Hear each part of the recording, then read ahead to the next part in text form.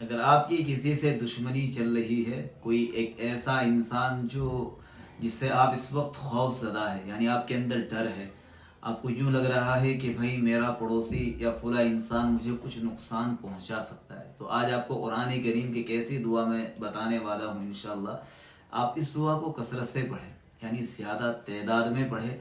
अल्लाह तबारक व तआला इस आयत और इस दुआ की बरकत से आपकी हिफाजत फरमाएंगे। दुश्मन आपका कुछ नहीं बिगाड़ सकता और आपके अंदर इंशाल्लाह हिम्मत आएगी, हौसला आएगा, यानी आपके अंदर से एक तरह से कहिए कि डर निकल जाएगा, खौफ निकल जाएगा।